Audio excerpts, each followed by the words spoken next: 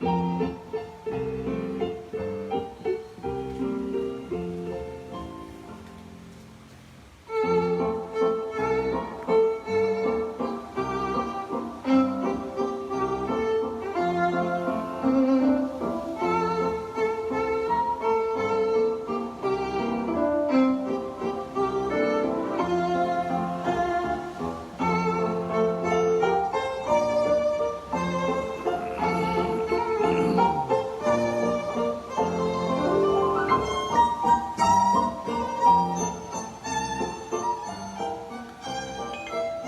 Dios les bendiga abundantemente en esta mañana. Las bendiciones de lo alto sean derramadas en sus vidas. Esta linda melodía que estamos escuchando es "Oh, cantádmelas otra vez", en piano y en violín, muy hermosa. ¿Y sabe por qué elegí esa melodía en esta mañana? Precisamente porque agosto es el mes del año en el que el pueblo cristiano evangélico de Guatemala, y pienso que en muchos países alrededor del mundo, celebramos y exaltamos la infalible palabra de Dios, la bendita Biblia. Creemos que es la revelación escrita de Dios para nosotros, los seres humanos. ¿Cuál es nuestra apreciación de este libro? ¿Cuál es nuestra apreciación de la Biblia? ¿Creemos en la Biblia? ¿Creemos en sus promesas? Así que en esta mañana yo le doy gracias a Dios porque me concede este espacio de tiempo con ustedes nuevamente. Y hoy quiero compartir con ustedes una pequeña fracción de un sermón que tiene alrededor de 165 años. Sí. Pero antes de eso, yo le invito como siempre a buscar la dirección de nuestro Dios, a que pongamos en las manos de nuestro Dios Todopoderoso este tiempo y que Él nos dé este tiempo para poder aprender lo que Dios nos va a dar a través de su servidor. Oremos. Dios eterno, en esta mañana te damos gracias por la vida. Te damos gracias, Señor, por todas tus bendiciones. Y también te damos gracias, Señor, por las aflicciones, por las tribulaciones, por las pruebas que vienen a nosotros. Te damos gracias en todo y por todo, Señor. Pero principalmente en esta hora, Señor, te damos gracias por tu santa palabra, la Sagrada Biblia. A través de ella, Señor, te hemos conocido y te seguimos conociendo. Ella nos revela, Señor, quién eres tú. La Sagrada Biblia nos enseña grandes y maravillosas promesas. Promesas que son para todos los seres humanos y que tú nos las has dado a conocer, amado Dios, en esta forma escrita.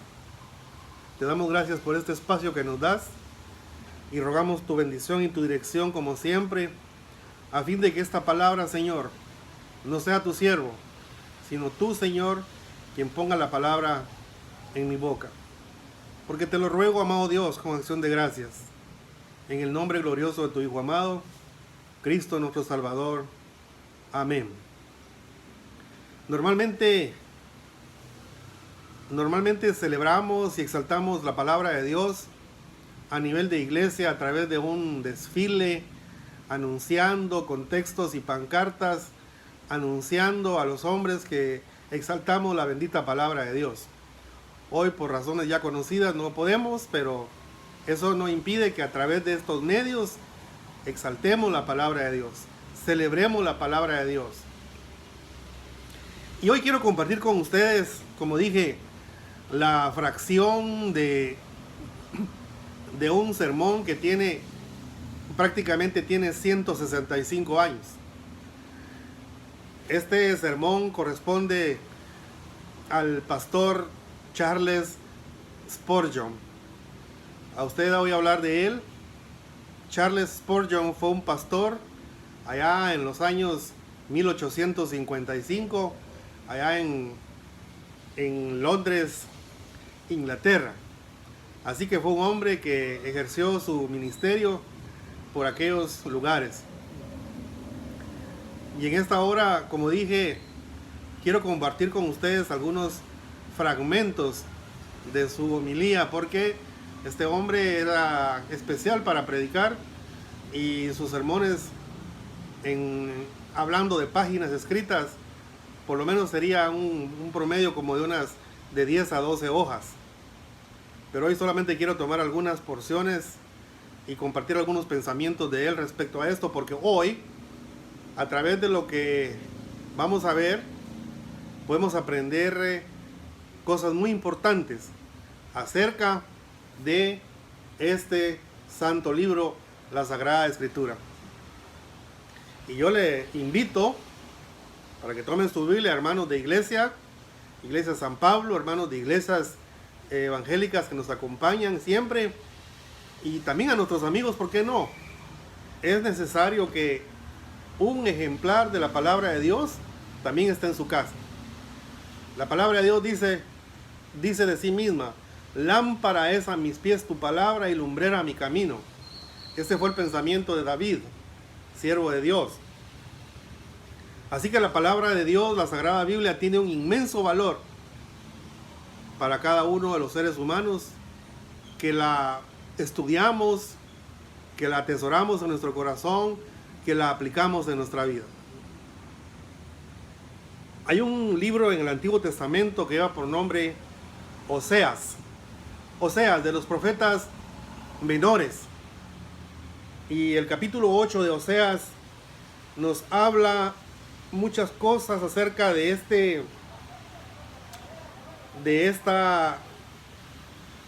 lugar llamado Israel, de un reino dividido en el pasado, lo cual vamos a comentar un poco más adelante.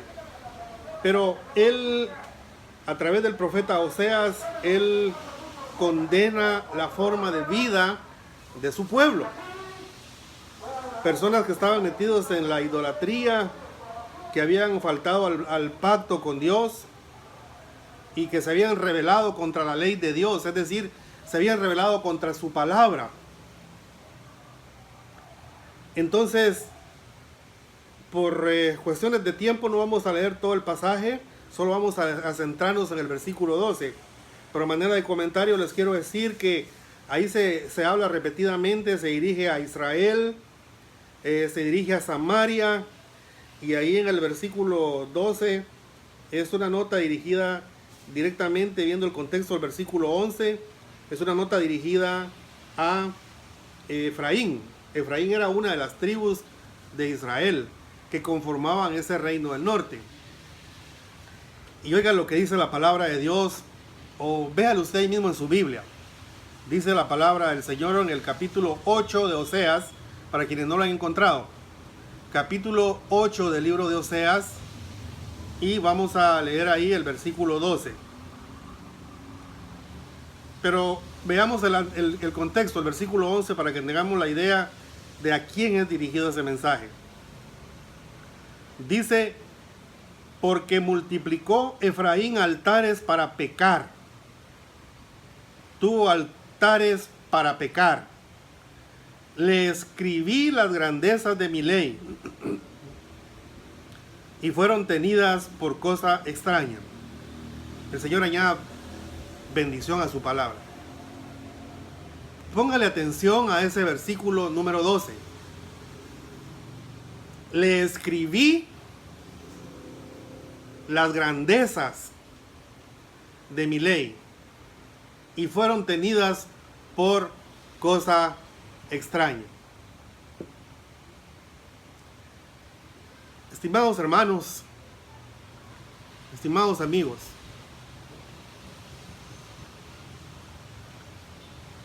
esta es la queja que Dios, o la queja de Dios en contra de Efraín. Quiero aclararles algo. Efraín era una de las tribus del norte del reino dividido llamado Israel. Y para que usted tenga una mayor claridad, un dato importante es este. Si usted se recuerda, se habla de las 12 tribus de Israel. Cuando se estableció el reino democrático, es decir, el reino a través de Saúl, después fue dejado a David, y David lo dejó a Salomón. Pero al faltar Salomón, el reino unificado que lo tuvo tanto Salomón como David y Saúl, se dividió en dos partes. Una parte se fue hacia el norte y la otra parte se fue hacia el sur. Y déjeme decirle que 9 tribus formaron el reino del norte. Esas tribus fueron las tribus de Rubén, de Isaacar, de Zabulón, de Dan, Neftalí, Gad, Aser, Efraín y Manasés. 9 tribus de las 12. Pero también se nos informa, o también encontramos, quiero decir, que algunos miembros de la tribu de Leví, que no tenían tierras, también ellos quedaron abarcados como parte del reino del norte. Eso fue aproximadamente en los años 700 antes de Cristo. Entonces, ese es el reino del norte. Para los hermanos que conocen algo o bastante de la historia del pueblo de Israel, sabrán claramente de qué les estoy hablando. Pero ese es el reino del norte. Entonces, después la tribu de Judá, que era la otra tribu que no se mencionó en las anteriores, permaneció fiel a la casa de David. La casa de David era prácticamente el lugar donde se encontraba la descendencia de David, su reinado allá en Jerusalén, en la parte sur del reino. Entonces, poco después, la tribu de Benjamín se unió a Judá. Entonces, prácticamente el reino del norte siguió siendo llamado Israel hacia el norte, mientras que el reino del sur fue llamado el reino de Judá. Y el reino del norte tenía por capital a Samaria, mientras el reino del sur tenía por capital a Jerusalén. Estos son datos históricos importantes de conocer para que podamos entender un poco más con claridad el mensaje que Oseas está dándole o el mensaje que estamos tratando de entender en esta hora de la palabra de Dios. Y la queja de Dios contra Efraín, por supuesto no solamente contra la tribu de Efraín, por no decir contra todo Israel, porque todas las tribus del norte estaban sumidos en pecados, en idolatrías y en cosas como estas. Eran quienes se apartaron de la ley de Dios, quebrantaron el pacto. Por eso, vea con detenimiento el versículo 12. El versículo 12 dice claramente: le escribí las grandezas de mi ley y fueron tenidas por cosa extraña. Hay 3 cosas que encontramos en ese versículo. Póngale atención. ¿Quién escribió? ¿Qué escribió? ¿Y cómo fueron recibidas aquellos que la recibieron? 3 cosas. Esta es la queja de Dios en contra de Efraín. Así que el pastor Carlos o Charles Spurgeon, el pastor nos relata en ese sermón en aquel tiempo, que fue predicado una noche en una iglesia allá en Londres. Él nos hace este comentario y lo voy a leer para que tomemos en cuenta. Él dice: ¿no es una insignificante prueba de la bondad de Dios que Él se incline para reprender a sus criaturas descarriadas? Es una grandiosa evidencia de su disposición llena de gracia, que incline su cabeza para observar los asuntos de la tierra. Si Él quisiera, podría envolverse con la noche como si fuese un vestido. Podría poner las estrellas alrededor de su mano como si fueran un brazalete y ceñir los soles alrededor de su frente como una diadema. Dios puede morar solo, lejos, muy por encima de este mundo, arriba en el 7º cielo, y contemplar con calma y silenciosa indiferencia todas las actividades de los seres humanos. Dios podría ser como el dios Júpiter, que según creían los antiguos romanos paganos, este Júpiter se sentaba en perpetuo silencio. Él ignoraba las cosas pequeñas de esta tierra y las consideraba indignas de llamar su atención, y él vivía solo y apartado. Pero no es así con nuestro Dios. Nuestro Dios no es de ese orden, es de un orden diferente. Nuestro Dios nos observa a cada uno de nosotros. No existe ni un gorrión, ni siquiera un gusano que no se encuentre en sus decretos. No hay persona sobre la que no pasen sus ojos. Nuestros actos más secretos son conocidos delante de Dios. Cualquier cosa que hagamos, que soportemos o que suframos, el ojo de Dios siempre descansa sobre nosotros y nos cubre. Somos pues su pueblo. O sea, la otra parte es, o su enojo también nos envuelve, pues también nos hemos apartado de él. Palabras de Carlos Spurgeon en ese sermón de hace 165 años.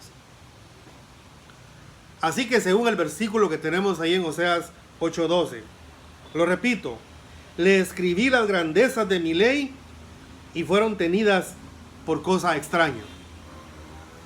El crimen del que acusa Dios a Efraín, o sea, todo el reino del norte, es el pecado que leemos en este texto. Dios les ha escrito sus grandezas. Dios les ha escrito las grandezas de su ley, de su palabra, y fueron tenidas por cosa extraña, dice el profeta Oseas. Es precisamente sobre este libro, hermanos y amigos, sobre este bendito libro, la Biblia, que tenemos que considerar tres cosas a la luz de lo que el profeta dijo al pueblo de Israel en aquel tiempo. Veamos tres cosas. Primero, ¿quién es el autor? Dice el versículo 12, le escribí. Dios hablando a través del profeta, le escribí. Su autor es Dios. En segundo lugar, los temas. Vea usted el versículo 12, las grandezas de mi ley. Esos son los temas de Dios. Y en tercer lugar, encontramos aquí en el versículo 12, y fueron tenidas por cosa extraña. Vemos aquí el tratamiento generalizado de la palabra de Dios. Fueron tenidas por la mayoría de los hombres como cosa extraña. Entonces, entendemos primero quién es el autor.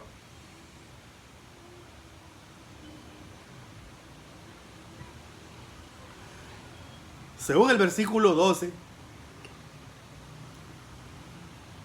nos da la respuesta: ¿quién es el autor de la ley? ¿Quién es el autor de la Biblia? ¿Quién es el autor de todo este compendio de libros? ¿Quién la escribió? Aquí está mi Biblia, usted tiene la suya. Cuando yo abro mi Biblia, la Biblia se compone de dos tratados. Y empezamos a leer desde el principio. Desde el principio empezamos a leer los primeros 5 libros escritos por un hombre llamado Moisés. Pero las páginas, cuando pasamos las páginas, vemos que hay otros escritores como David, por ejemplo, como Salomón, escribiendo los salmos y los libros sapiensales. También leemos a los profetas mayores, a los profetas menores, como a Miqueas, a Amós, a Oseas, que tenemos aquí a nuestra vista. Seguimos adelante y llegamos a las páginas luminosas del Nuevo Testamento y encontramos a los evangelios: Mateo, Marcos, Lucas, Juan. Encontramos los escritos de Pablo, las cartas de Pablo, de Pedro, de Santiago, y hay otros. Pero cuando cierro la Biblia, cuando cierro este libro, Tenemos que preguntarnos, queridos hermanos y amigos, ¿quién es el autor de este libro? ¿Acaso pueden ser estos hombres que acabamos de mencionar en conjunto atribuirse la paternidad de este libro? ¿Son ellos realmente los autores de este extenso volumen? ¿Se dividen entre ellos todos el honor de este libro? No, de ninguna manera. Este volumen de la Escritura, este libro, es la Escritura del Dios viviente, tal y como la vemos, tal y como la conocemos. La Biblia es la Escritura del Dios viviente. Cada letra fue escrita por el dedo de Dios Todopoderoso. Cada palabra salió de sus labios eternos. Cada frase fue dictada por el Espíritu Santo. Aunque Moisés fue usado para escribir sus historias, fue Dios quien guió esa pluma, esa mano. Puede ser que David tocara su arpa haciendo que dulces y melodiosos salmos brotasen de sus dedos. Puede ser que Salomón entonara cantares de amor o pronunciara palabras de sabiduría como el libro de Proverbios y el libro de Eclesiastés. Pero fue Dios el que dirigió sus labios. Fue Dios el que le hizo elocuente. Vemos a Nahum cuando sus caballos aran las aguas, o a Habacuc cuando ve las tiendas de Cusán en aflicción. Vemos a Malaquías cuando la tierra está ardiendo como un horno, y luego pasamos a las plácidas páginas de Juan, que nos habla acerca del amor. O pasamos a los severos, a los fogosos juicios del apóstol Pedro, que habla del fuego que devora a los enemigos de Dios, o a Judas, que lanza anatemas, es decir, maldiciones contra los adversarios de Dios. En todas partes veo que es Dios quien está hablando a través de este santo libro. Querido hermano, querido amigo, es la voz de Dios, no del hombre. Las palabras son palabras de Dios. Las palabras del Eterno, del Invisible, del Todopoderoso, de Jehová, Dios eterno. Tenemos que examinar con cuidado, con mucho cuidado, este volumen y admirar su autoridad. La Biblia, la palabra de Dios, no es un libro común.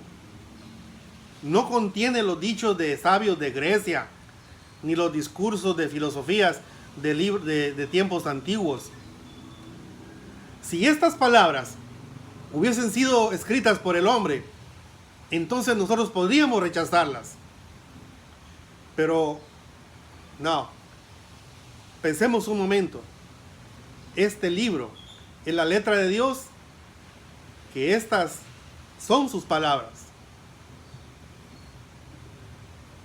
¿Cuándo surgió la Biblia? ¿En dónde surgió? Investiguemos en la antigüedad.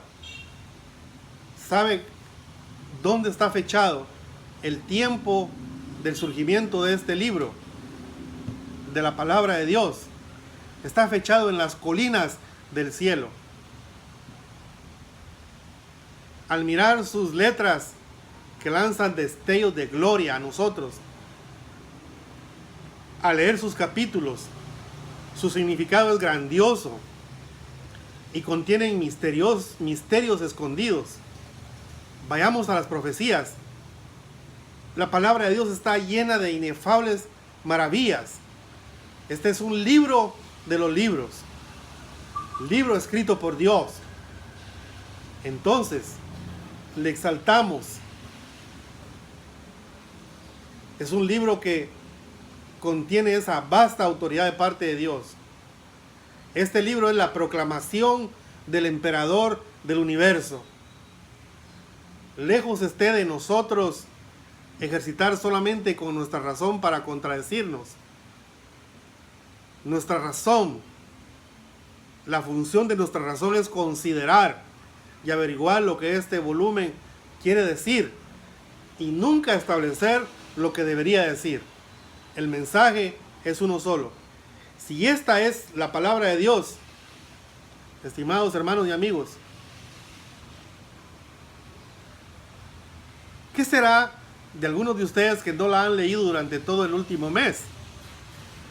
Fíjese, si reconocemos que esta es palabra de Dios, si aceptamos que esta es palabra de Dios, entonces la pregunta es, ¿qué será de algunos de ustedes o nosotros también, incluyéndome en ese grupo, que no hemos leído durante este mes? ¿Qué digo un mes? Quizá no la hemos leído durante todo este último año, aún antes de que empezara la pandemia. Y es más, muchos nunca la han leído.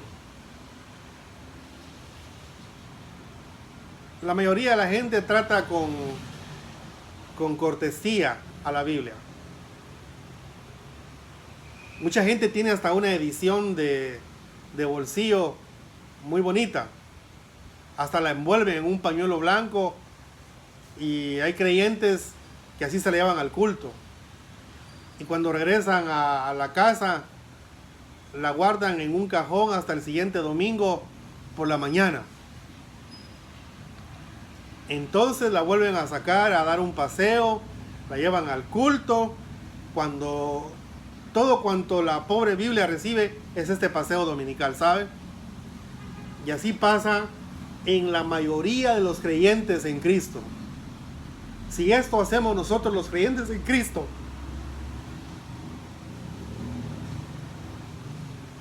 no podemos esperar que las demás personas tengan una apreciación de este libro. Así que muchas veces la Biblia solamente la sacamos en el paseo dominical, cuando la llevamos a la iglesia, si es que la llevamos. Queridos amigos, queridos hermanos,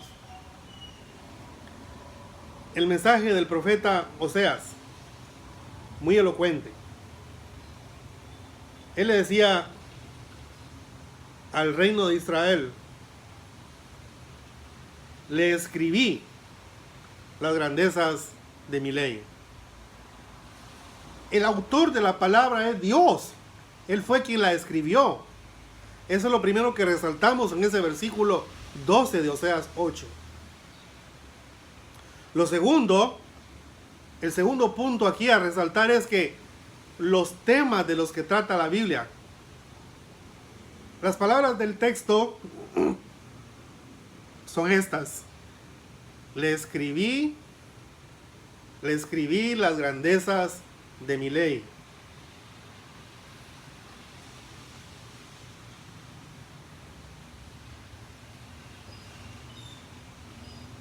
Eso es lo que dice. Le escribí las grandezas de mi ley. Queridos hermanos y amigos, yo quiero que consideremos un pasaje allá en la carta escrita por el apóstol Pedro, en su capítulo 1. Y leamos del versículo 3 al 5. ¿Qué dice? Oiga lo que dice: bendito el Dios y Padre de nuestro Señor Jesucristo, que según su grande misericordia nos hizo renacer para una esperanza viva por la resurrección de Jesucristo de los muertos, para una herencia incorruptible, incontaminada e inmarcesible, reservada en los cielos para vosotros, que sois guardados por el poder de Dios.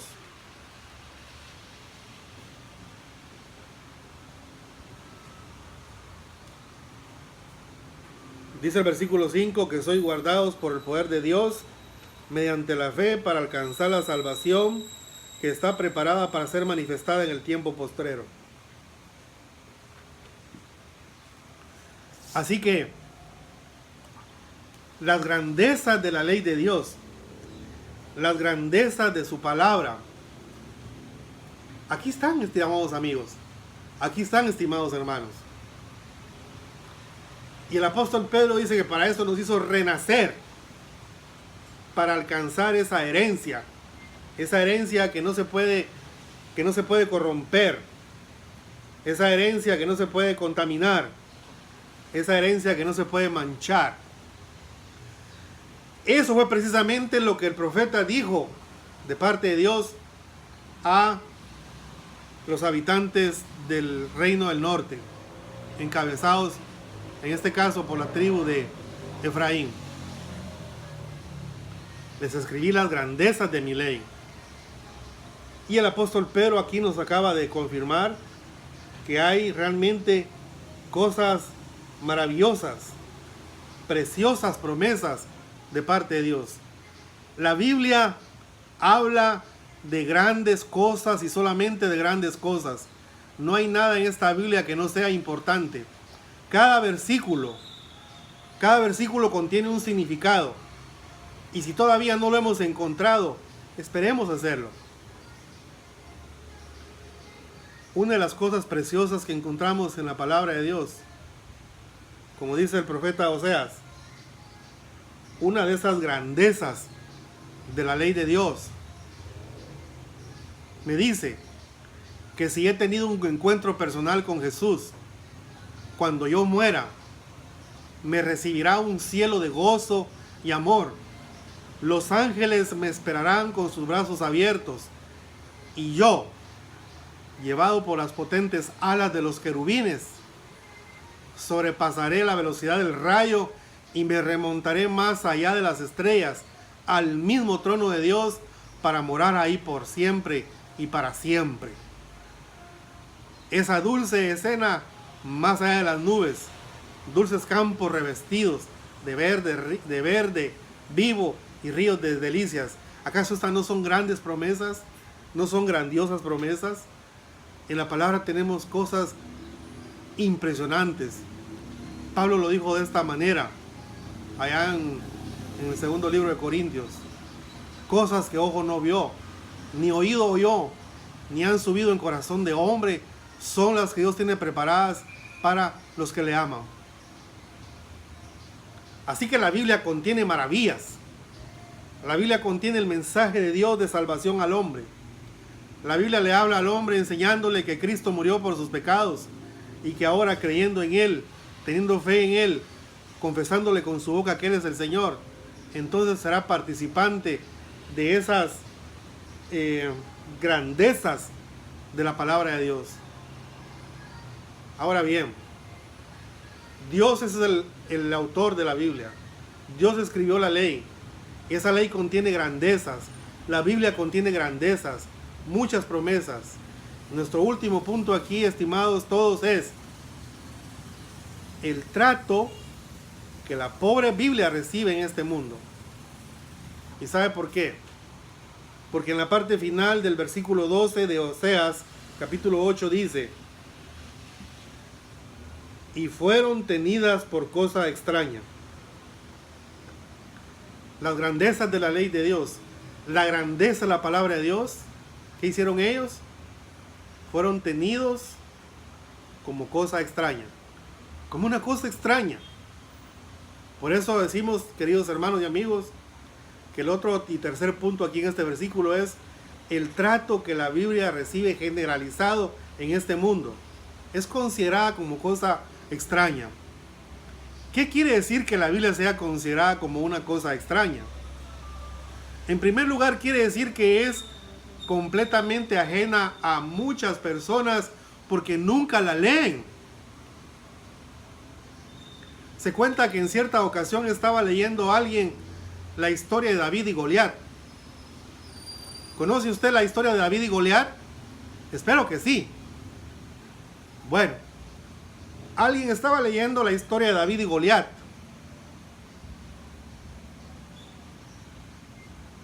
Y lo hacía en voz alta.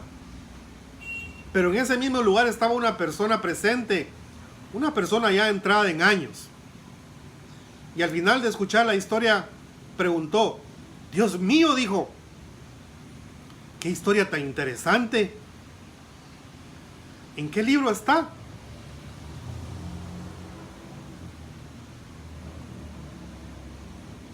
¿En qué libro está?, preguntó. Una persona madura, entrada en años, no sabía dónde se encontraba la historia de David y Goliat. Nosotros lo sabemos, ¿verdad? Sin embargo, quiero decirles algo. Muchos de nosotros, muchos de ustedes, pueden leer una novela. Muchos de ustedes pueden leer una revista. Muchos de ustedes se ponen a leer el diario de principio al final. La pregunta es, ¿qué provecho sacan de eso?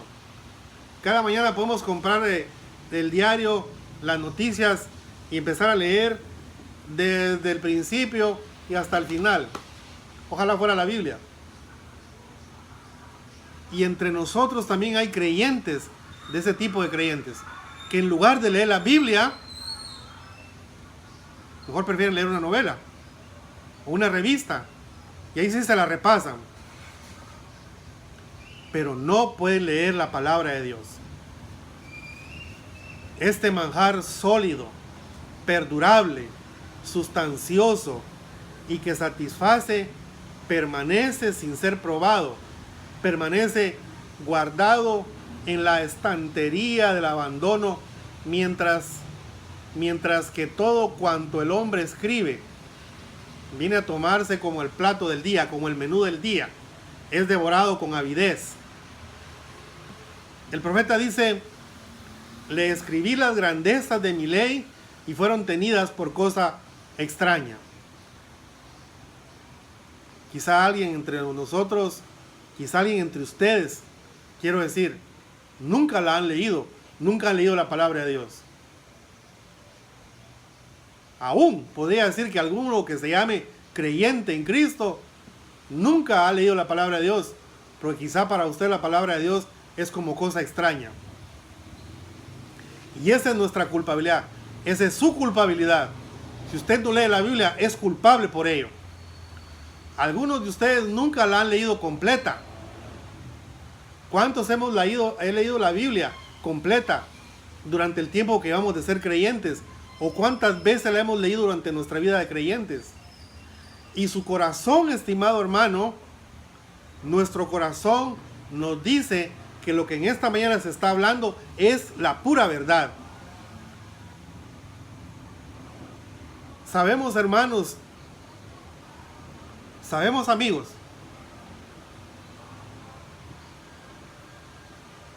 que la mayoría de las personas no son lectores de la Biblia. Pero ¿sabe qué es lo más delicado?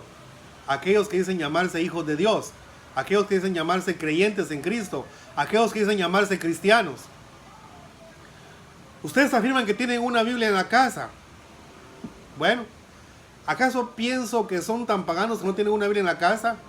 No puede ser que algún hogar cristiano no tenga una Biblia en su casa. ¿Cuándo fue la última vez que la leyeron? ¿Cuándo fue la última vez que leímos la palabra de Dios? ¿Cómo saben que los lentes que perdieron de manera así irónica hace 3 años atrás no están metidos ahí en la Biblia que tenemos ahí engavetada, como se cuenta de aquella viejecita que no encontraba sus lentes?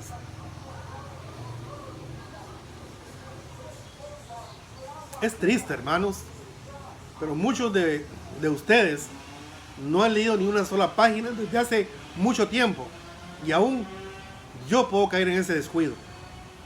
Ahora, Dios podría decirnos a todos: les escribí las grandezas de mi ley, pero fueron tenidas por cosa extraña.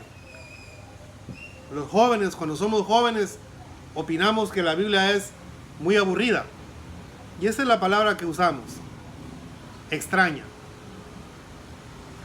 Entonces, estimados hermanos y amigos, que nadie deje la Biblia porque no es un libro culto o de sabiduría. Sí lo es. Quisieran saber de astronomía, aquí está. La Biblia habla del sol, de justicia, de la estrella de Belén. ¿Quieren saber de botánica? Aquí está. La Biblia habla de las plantas de renombre, el lirio de los valles, de la rosa de Sarón. ¿Quieren saber de geología y de mineralogía? Pues pueden aprender eso en la Biblia. pueden acercarse y leer acerca de la roca de los siglos y de la piedrecita blanca con un nombre nuevo grabado, la cual ninguno conoce sino solo aquel que lo recibe. ¿Quieren estudiar la historia? Aquí están los anales más antiguos del género humano. Cualquiera que sea la ciencia que se trate, vengan y búsquenla en este libro. Esa ciencia está aquí. Vengamos y bebamos esta fuente del conocimiento y de la sabiduría, y descubrirán que serán hechos sabios para salvación. Así le dijo Pablo a Timoteo. Sabios e ignorantes, niños y hombres, caballeros de pelo blanco, jóvenes, jovencitas, a todos se nos habla. A todos se nos pide que respetemos la Biblia, que la escudriñemos, porque, como dice las palabras del Señor Jesucristo, a nosotros nos parece que en ella está la vida eterna y ellas dan testimonio de Cristo. Dice en el libro de San Juan, el capítulo 5, verso 39. Dice de esta manera: Jesús dijo, escudriñad las Escrituras. Palabras de Jesús. Estoy hablándole del Evangelio de Juan, capítulo 5 y el versículo 39. Juan 5, 39. Escudriñad las Escrituras, porque a vosotros os parece que en ellas tenéis la vida eterna, y ellas son las que dan testimonio de mí. Queridos hermanos y amigos, la palabra de Dios es la que da testimonio acerca de Jesucristo. Siempre hemos dicho que el tema general de la Biblia es Jesucristo. Desde el principio, desde Génesis hasta Apocalipsis, el tema de la Biblia es Jesucristo.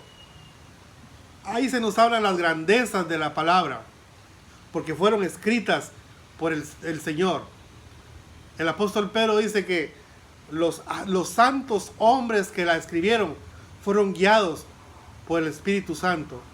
Y Pablo, por otro lado, dice que toda la escritura es inspirada por Dios, es originada en Dios. Así que no tenemos por qué dudar la procedencia, el origen de este santo libro. Ciertamente este es un libro hecho en una imprenta de papel, tinta, pero contiene la revelación escrita de Dios. Léalo y se va a dar cuenta que no es lo mismo leer, guardar y meditar en este libro que leer cualquier libro que usted tenga en su biblioteca o que le puedan prestar.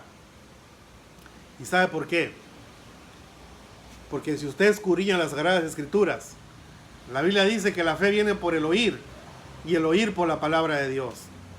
Si usted aún no ha tenido ese privilegio, si usted aún sigue considerando la Biblia como algo aburrido, como algo que no entiende, o como dijo el profeta Oseas, como cosa extraña, yo le invito para que la siga leyendo.